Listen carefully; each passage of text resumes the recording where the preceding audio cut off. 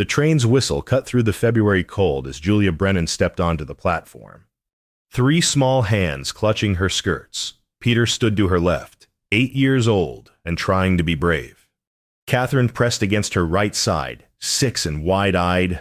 Little Samuel, only 4, buried his face in the fabric of her traveling dress. "Is he here, Aunt Julia?" Peter whispered. She scanned the crowd of rough faces and work-worn hands. Montana Territory wasn't Boston, that much was clear. The depot smelled of coal smoke and unwashed wool. Men in dusty boots moved past with barely a glance. Women in practical dresses hurried toward waiting wagons. Then she saw him. Edwin Thorne stood near the depot office, exactly as his photograph suggested. Tall, well-dressed for a frontier merchant. His expression carefully neutral as he watched her approach. Julia straightened her spine and walked forward, the children following like uncertain ducklings. "Mr. Thorne." His eyes moved from her face to the children, then back again. Something hardened in his expression. "Miss Brennan." "Mrs." She corrected gently. "I'm a widow now. As I wrote in my last letter." "You didn't mention children in any letter before the last—" His voice carried across the platform. Several people turned to watch. "You certainly didn't mention 3 of them." Heat flooded her cheeks. "They're my sisters. She died 6 months ago. I promised her I'd raise them as my own. You're older than your letter suggested, too." Edwin crossed his arms. "I was expecting someone younger, more suitable for frontier life." The words struck like physical blows. Julia felt her knees weaken. "I'm 32. I never lied about my age. You never stated it plainly either." He glanced at the children with distaste. "I can't take on a ready-made family. Miss Brennan, I'm sorry you came all this way, but this arrangement won't work." He turned and walked away. Just walked away, leaving her standing with 3 frightened children and a trunk containing everything they owned. In the world, the depot master avoided her eyes. Women whispered behind gloved hands. A few men looked uncomfortable but said nothing. Julia's $17 wouldn't get them back to Boston. It wouldn't get them anywhere. "Aunt Julia?" Samuel's voice trembled. Are we going home now?" She had no answer.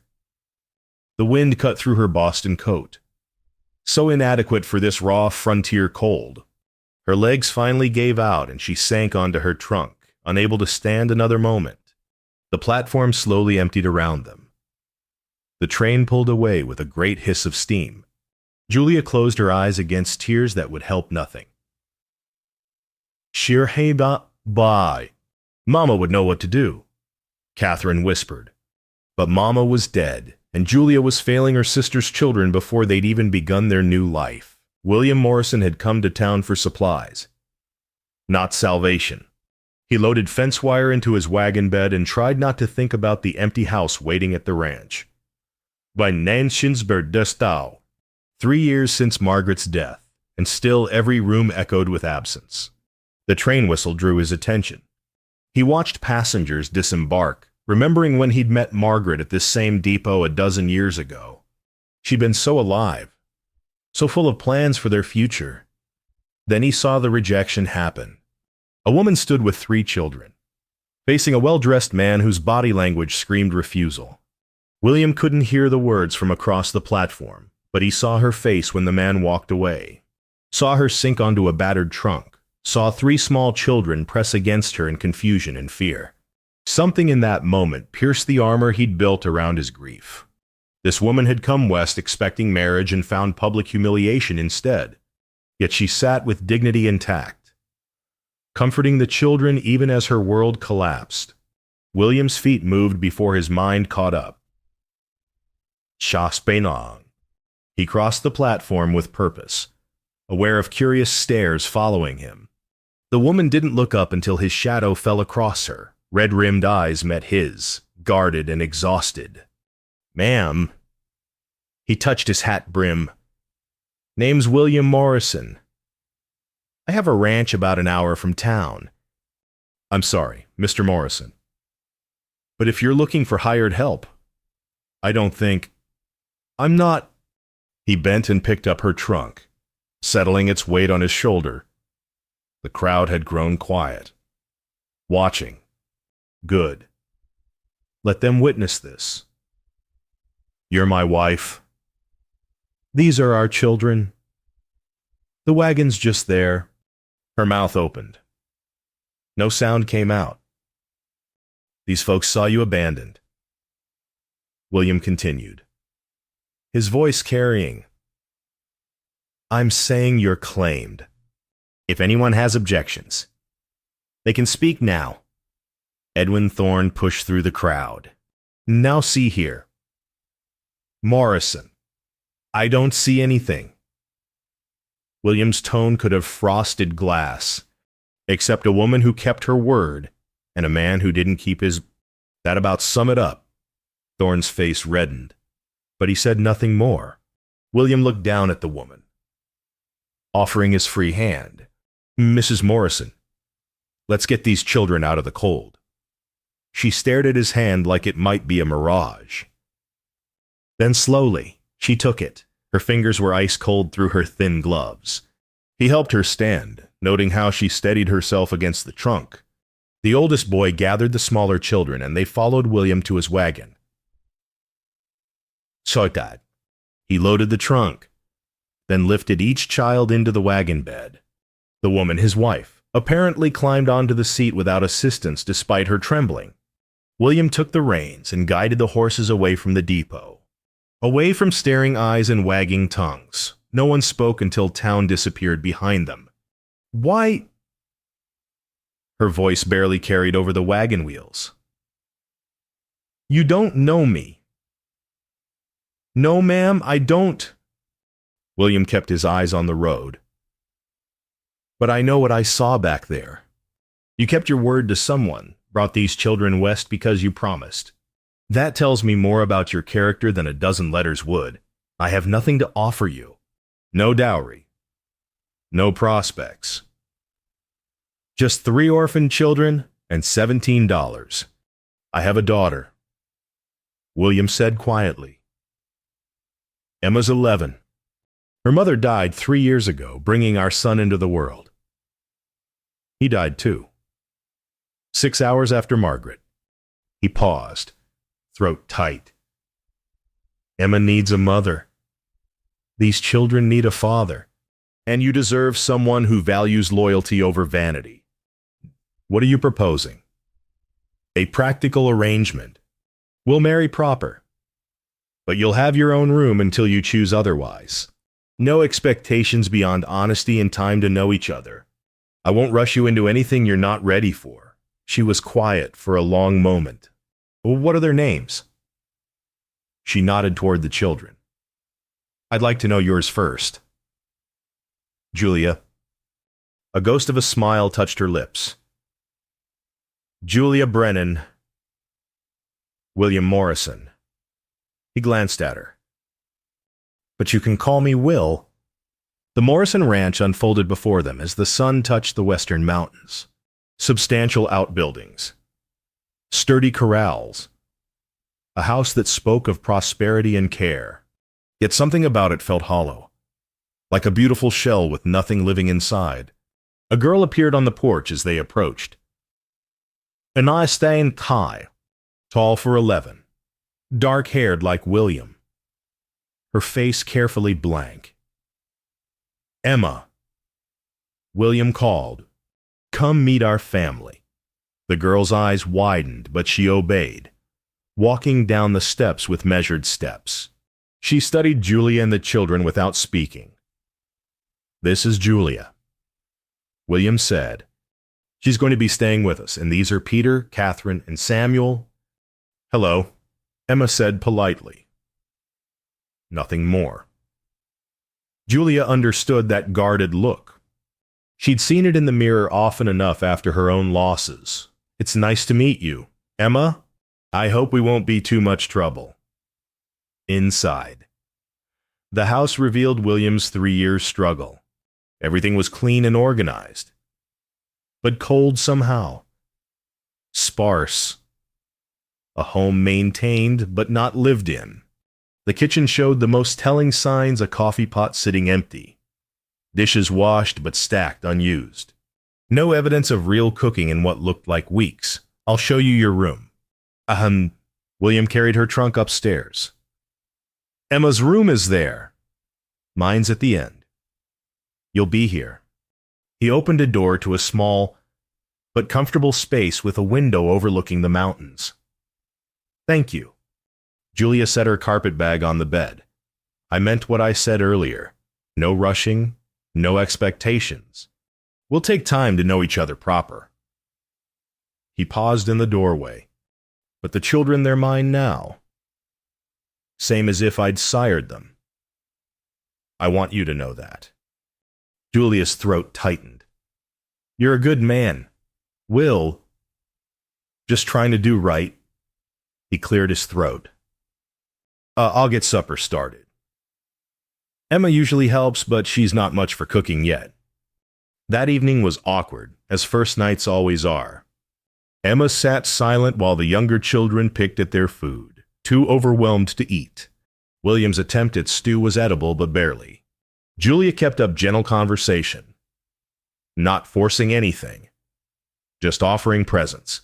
After the children were settled in makeshift beds, temporary until proper arrangements could be made, Julia returned downstairs. She found William in the parlor, staring at photographs on the mantel. Most were turned face down. Your wife, she asked softly. Margaret. He didn't turn around. I put them away after she died. Couldn't stand seeing her face every day. Knowing she wasn't coming back. Hey. Maybe Emma needs to see her face. To remember it's all right to remember. William's shoulders tightened. Maybe. Julia left him there and went to the kitchen. The cold coffee pot sat on the stove like an accusation. She opened cupboards, taking inventory. Plenty of provisions, but little evidence of use. This household had been holding its breath for 3 years, waiting for someone to exhale first. She filled the coffee pot with water and fresh grounds, set it on the warming stove. Small acts, but meaningful ones. Tomorrow she'd cook a real breakfast. She'd start making this house feel like a home again, upstairs in her small room. Julia unpacked a few essentials. Through the wall, she heard William moving about in his room. Restless and probably sleepless. She understood. Tonight she'd claimed a new life, made promises she barely comprehended. But she'd also been given grace when she deserved nothing, a chance when she'd run out of chances, a home when she had nowhere to go. The point of no return had passed hours ago at that depot. Now there was only forward, into whatever this strange new family might become. The first week tested everyone's patience and endurance. Emma refused Julia's attempts to help with anything, doing her chores in icy silence. The younger children crept around like nervous mice, frightened by the unfamiliar space and the stern girl who watched them constantly. William hovered at the edges, clearly wanting to help but uncertain how. Julia didn't force anything. She simply began. She cooked real meals biscuits that didn't taste like leather. Stew with actual flavor. Bacon fried crisp the way children liked it. She mended torn clothing without being asked, finding Peter's shirt with the ripped sleeve and Catherine's dress with the loose hem. She established gentle routines. Breakfast at dawn. Lessons at the kitchen table after chores. Supper together each evening. At bedtime, she told stories. Not fairy tales, but real stories about their mother in Boston. How she'd laughed at small things. How she'd loved the smell of bread baking. Missino sounds sour, crawl. How she'd sung while doing laundry, even when her hands were red from lye soap. Peter listened hungrily, desperate to hold on to memories already fading. Catherine cried sometimes but felt better after. Samuel just needed the sound of a kind voice in the darkness. Emma stayed away from these moments, but Julia noticed her lingering in the hallway outside the children's room. She listens every night, William mentioned one evening, keeping his voice low. I stands right outside the door. I know, Julia said. When she's ready, she'll come in. The breakthrough came unexpectedly. Julia was teaching Peter his letters at the kitchen table when Catherine asked for help braiding her hair. Julia pulled the girl onto her lap, working the thick brown hair into a simple plait. My mama used to do a fancy one, Catherine said wistfully. With ribbons. I could show you a different pattern, Julia offered. Not fancy, but pretty. She was halfway through demonstrating when she felt eyes on her back. Emma stood in the doorway, watching with an expression Julia couldn't quite read. Hey, would you like to learn? Julia asked casually. Not making it significant, Emma hesitated, pride warring with longing. I suppose. Julia talked her through the steps, letting Emma practice on Catherine's willing head. The girl's fingers were clumsy at first, but determined.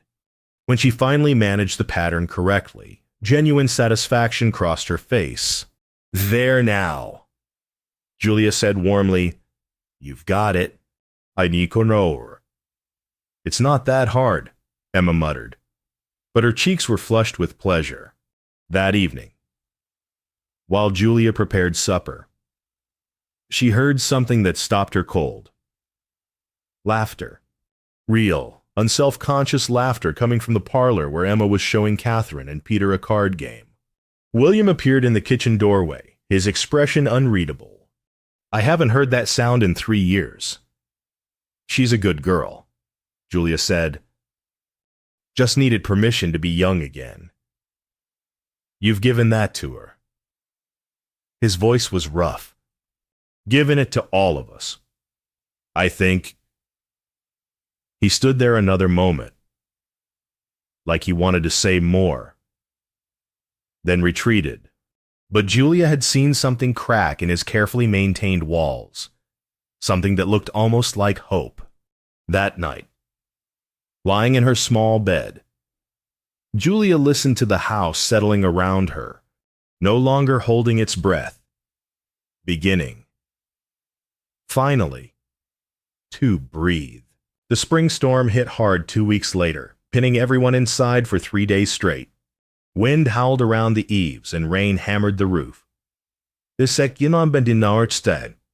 children grew restless by the second day, trapped energy making them quarrelsome. Tell us about Mama, Peter said that afternoon. The 5th time he'd asked, tell us about when she was little. Well, Julia pulled all 3 children close, Emma lingering near enough to hear. She told them about their mother as a girl in Boston, how she'd climbed trees despite being told ladies shouldn't, how she'd hidden books under her covers to read by candlelight, how she'd met their father at a church social and knew immediately he was the one. She sounds nice, Samuel said quietly. She was the best. Julia agreed. And she loved you 3 more than anything in this world. She made me promise to take care of you. And I always keep my promises. Hey, even when it's hard, Catherine asked. Especially when it's hard, honest William. Working on harness repair in the corner had gone very still. When the children finally ran off to play, Emma remained. Tell me about my mother, she said suddenly. Papa won't talk about her. William's head came up, pain flashing across his face. But he didn't stop Emma, so Julia nodded. I never knew her. Emma. But your father could tell you. No. Emma's voice broke. He can't. He just gets quiet and sad. Maybe he's afraid, Julia said gently. Afraid that talking about her means she's really gone. William stood abruptly and walked to the window, staring out at the rain. Margaret loved thunderstorms, he said finally. Used to stand on the porch and watch them roll in. She'd laugh when lightning struck close by, said it made her feel alive. Emma moved to stand beside him. I remember that. I was little. But I remember she sang all the time, off key, but happy. Heidi, William's voice was thick. And when you were born, Emma, she cried with joy, said she'd never seen anything more beautiful. What about the baby? Emma whispered. My brother who died. Eagle William's shoulders tensed. Thomas. We named him Thomas. Why don't we ever talk about him? Because it hurt too much. William turned to face his daughter. Losing them both in one night, I couldn't breathe for months after. But not talking about them didn't make the hurt less. Just made everything emptier. Emma threw her arms around her father and sobbed. William held her tight, his own tears finally falling after 3 years of holding them back. Julia quietly left them alone, understanding they needed this moment. That night, after everyone had gone to bed, Julia found William sitting at the kitchen table with cold coffee. She poured fresh cups for them both and sat across from him. Thank you, he said, for making me talk about them. Emma needed that. So did you. He met her eyes. I was so afraid of loving again. Afraid if I let myself feel anything, I'd lose it all over again. So, I just stopped feeling. Altogether. Is that any way to live? No, he admitted. It's not. They sat in comfortable silence for a while. Then William spoke again.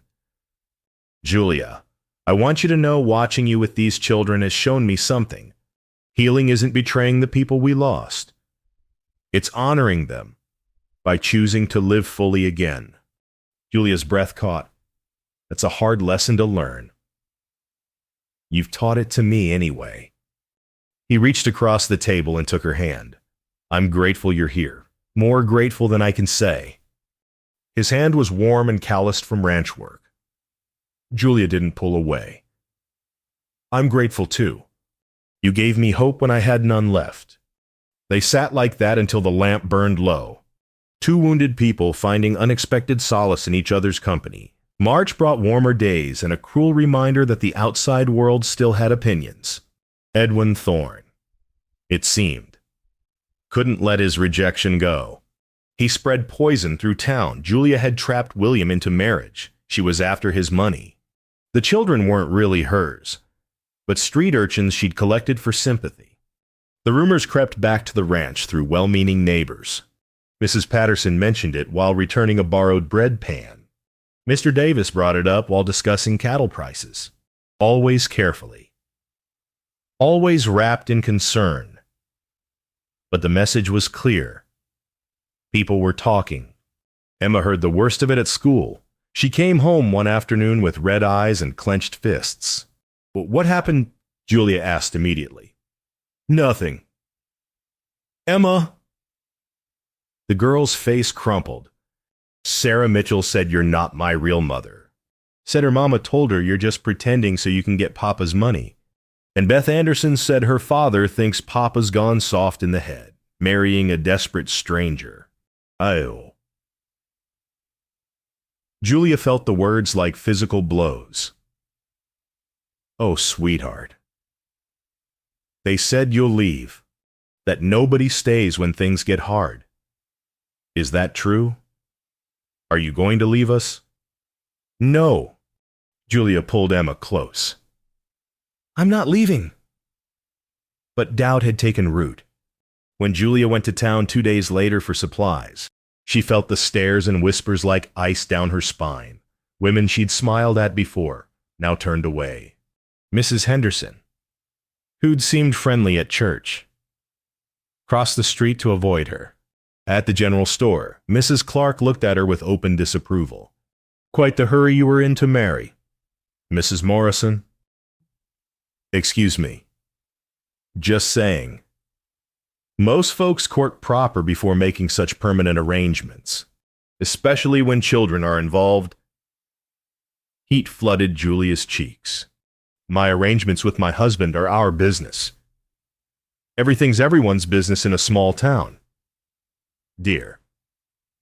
You'll learn that. Julia finished her shopping in burning silence and loaded the wagon with shaking hands. The ride home felt endless. She'd been rejected before. But this was different. This was her new life. Her new family being questioned and judged. At the ranch, she found William mending fence in the south pasture. He took one look at her face and set down his tools. What happened? The town has decided we're a scandal. Her voice shook with suppressed tears. They think I trapped you, that I'm after your money, that this whole marriage is some kind of fraud.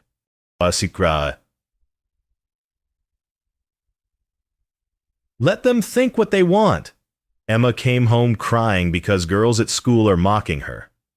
How can I stay when I'm causing your daughter pain? William's jaw tightened. You're not causing anything. Small-minded gossip is causing it. Maybe I should go. Take the children somewhere else. Spare you all this trouble. No. The word cracked like a whip. Don't you dare. Julia stared at him. I won't lose another family.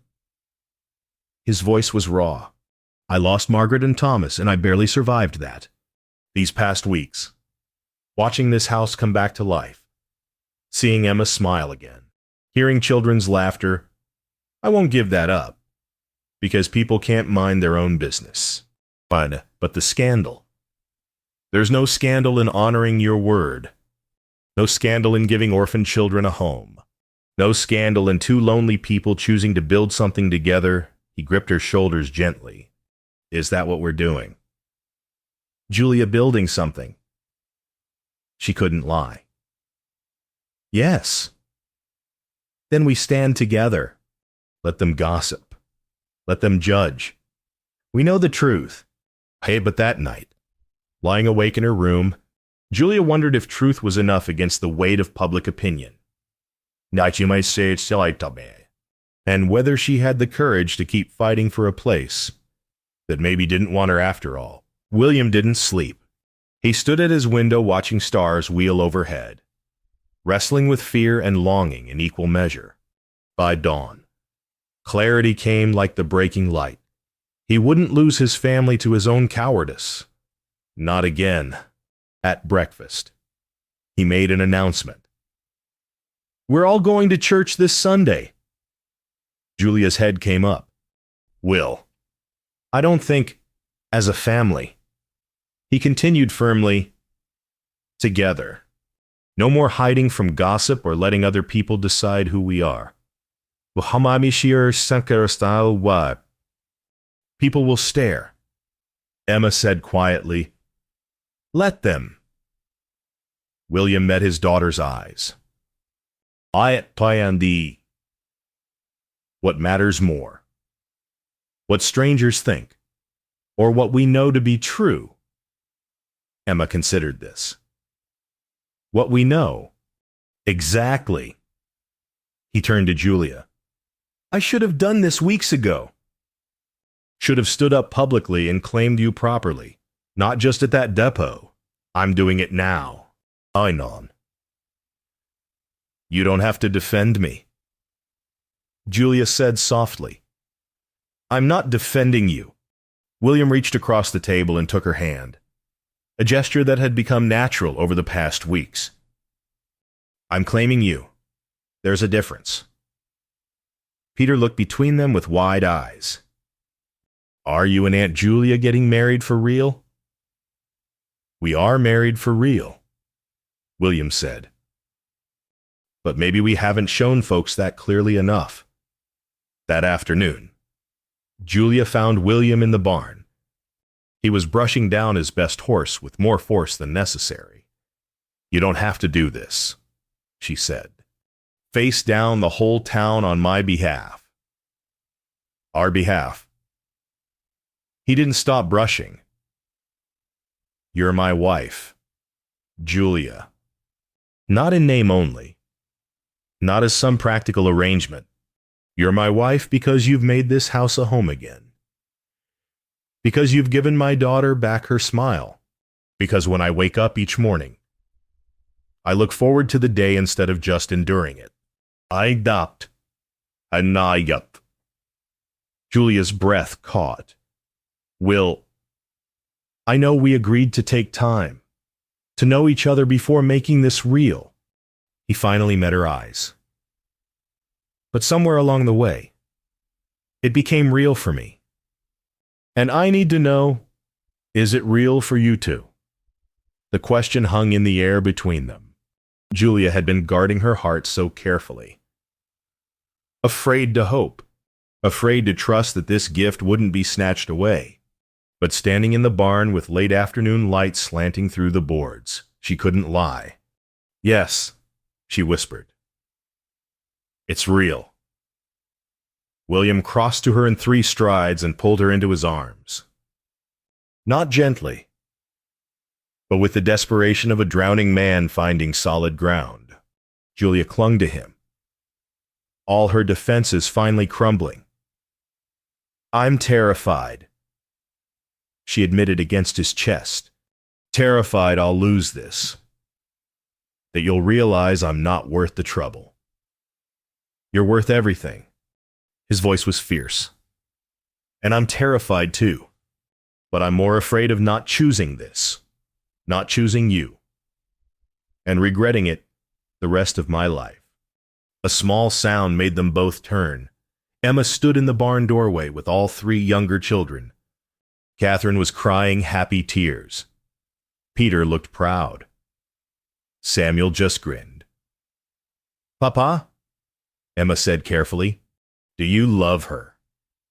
William didn't hesitate. I'm learning too. Sweetheart, every single day.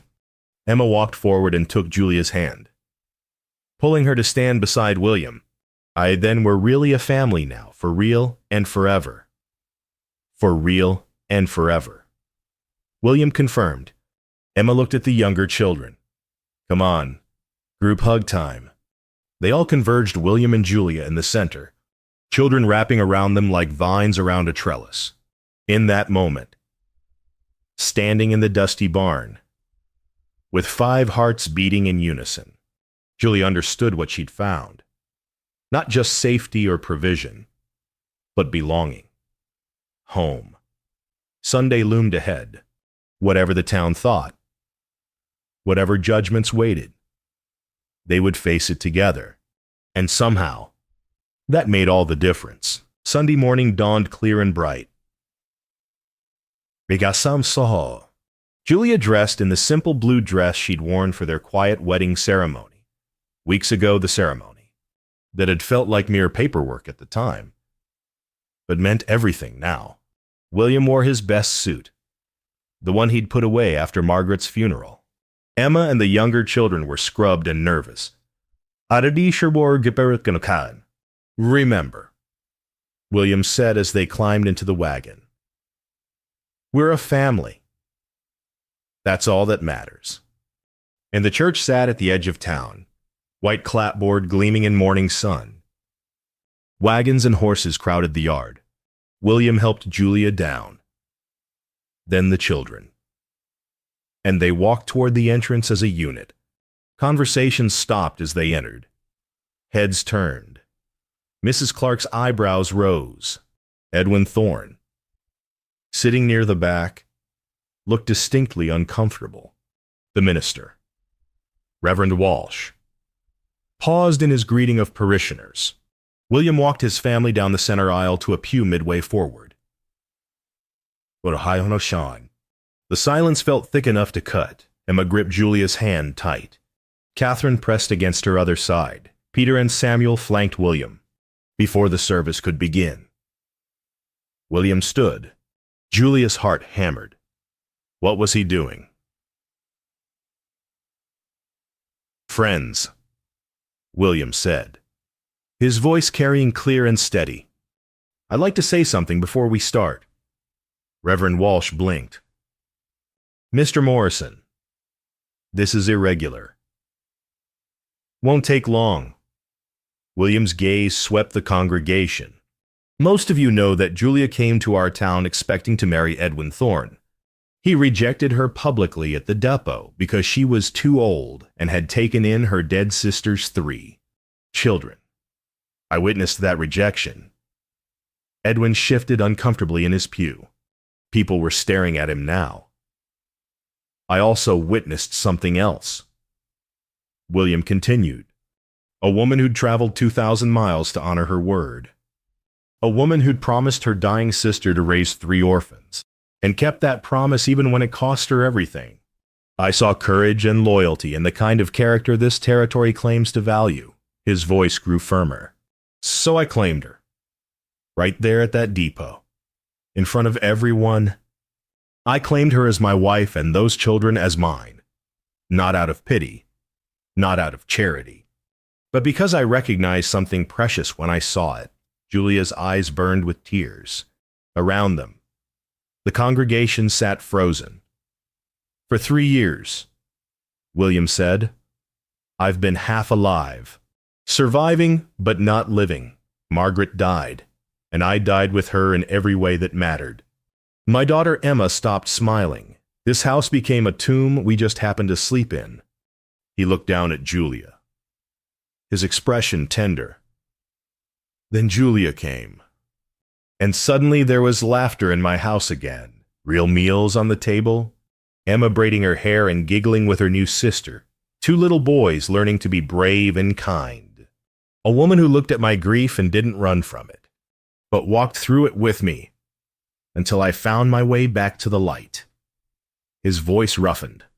She didn't trap me into anything. I claimed her because I recognized what I'd been missing. Not just help or convenience, but partnership. Not just care, but love growing where I thought nothing could grow again. The silence was absolute now. Julia saw several women wiping their eyes. Even some of the men looked moved. Emma suddenly stood beside her father. She took Julia's hand and held it high. This is my mama, she declared. Her young voice clear and certain. And I love her. I do. Peter scrambled to his feet next. She's our mama, too. Catherine and Samuel stood together. Samuel too young to fully understand, but knowing this moment mattered. William held out his hand to Julia. She took it and rose to stand with her family, all 5 children surrounding them, united, unbreakable. For a long moment, no one moved. Then old Mr. Patterson, William's nearest neighbor, stood slowly. He removed his hat. Welcome to the community, Mrs. Morrison. Proper welcome. This time, Mrs. Davis stood next. Then the blacksmith's wife. Then others. Scattered through the congregation.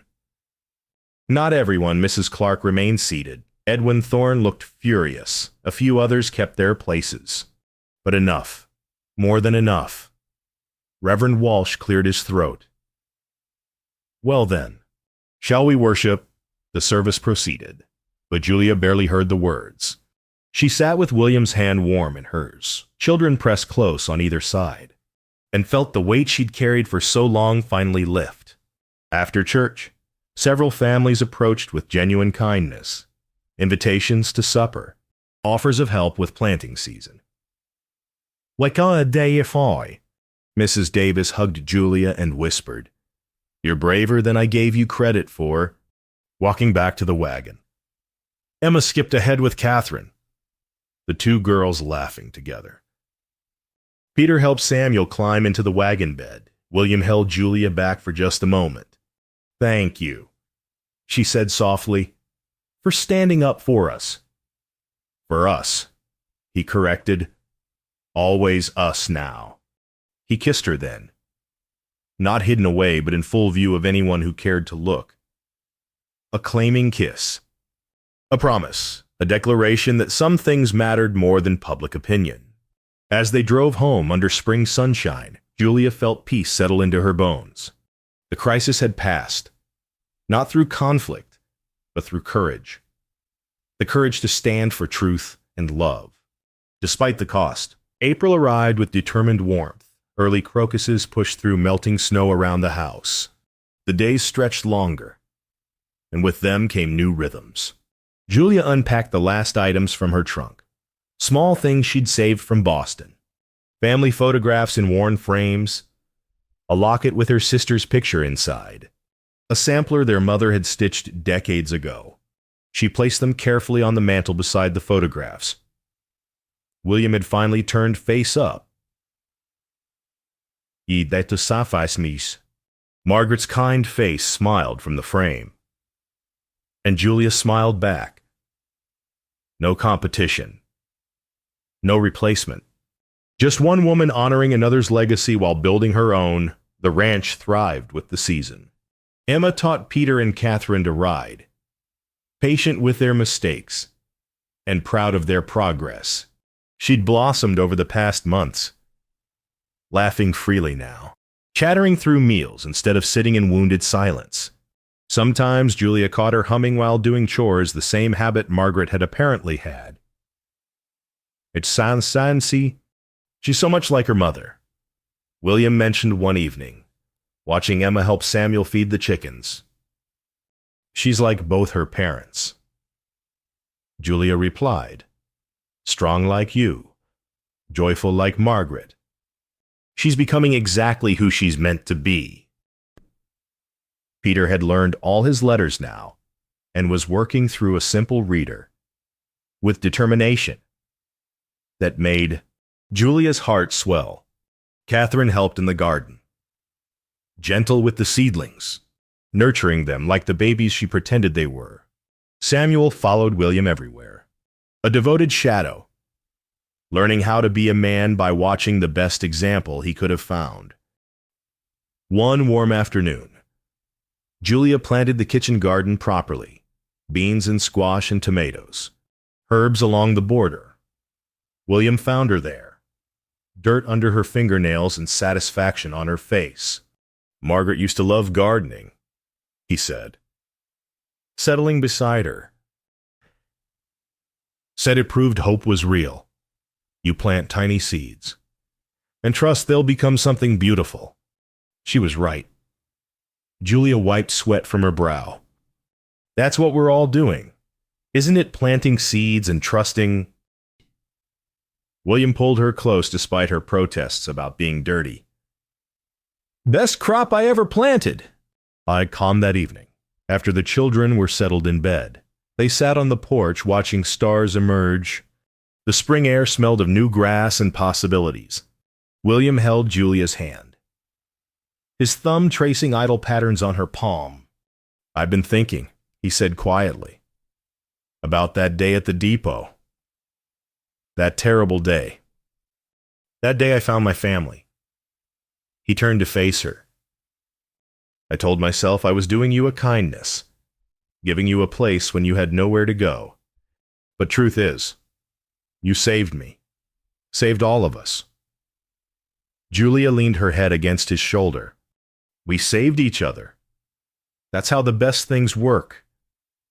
I love you. The words came out rough but certain. Should have said it before now. But I'm saying it clear. I love you. Julia Morrison. Her breath caught. They danced around these words for weeks, both feeling it, but afraid to speak it. I love you too. More than I thought I could love anyone again. He kissed her then, deep and slow, full of promise rather than just comfort. When they finally pulled apart, Julia felt tears on her cheeks. Happy tears? William asked. The happiest? She thought of that woman standing defeated on a train platform 2 months ago, trunk at her feet, and 3 frightened children clinging to her skirts. That woman had felt like a failure, had believed herself unwanted and unworthy. She understood now that she'd been wrong. That day wasn't an ending. It was a beginning. The merchant's rejection had been a redirection towards something far better than she'd dared dream. Bewildered. Sometimes, she said softly, the worst moments are actually thresholds. We just can't see it at the time. You see it now. I see everything now. And she gestured toward the house where lamplight glowed warm through windows. Inside, 5 children slept safe and loved. Outside, 2 people who'd been broken had built something whole. William pulled her close again. They sat like that as full dark settled, stars wheeling overhead in their ancient patterns. Somewhere an owl called. The horses nickered softly in the barn. The ranch breathed around them. Alive and thriving. This family hadn't been born. It had been chosen. Built from broken pieces, assembled through courage and grace, strengthened by daily choice to see past wounds toward healing. Julia thought of her sister, gone now but not forgotten. She hoped somehow her sister knew her children were loved and safe. Growing strong and brave in frontier soil, knew Julia had kept her promise despite impossible odds. What are you thinking? William asked. That I'm grateful. For all of it, even the hard parts, because they led me here. Led us all here. He kissed the top of her head. Where we belong. Inside. Samuel called out in his sleep. Julia started to rise, but William stilled her. I'll go. You stay. She watched him disappear into the house. Heard his gentle voice soothing the child back to sleep. A few minutes later he returned, settling beside her with a contented sigh. All's well. All's well. He took her hand again. Everything's exactly as it should be. I break my knee. And sitting there in the Montana night with stars overhead and home at their backs, Julia believed him completely. The journey from rejection to redemption was complete. The family forged from brokenness had become unshakably whole. Tomorrow would bring new challenges. There always were on the frontier. But they'd face them together. This chosen family, bound not by blood or convenience, but by something far stronger, love, that chose courage over fear, hope over despair, life over mere survival. The wind carried the scent of growing things and distant mountains. Julia breathed it in deep, letting peace settle into her very bones. She'd come west expecting one kind of future, and found something infinitely better. A family built on grace. A love earned through daily choosing. A home that honored both the past and the present. Thank you, she whispered, meaning it for William, for the children, for whatever Providence had orchestrated that terrible and wonderful day at the depot. Ray died. William understood without explanation. Thank you, he echoed. For saying yes. For staying. For building this with me.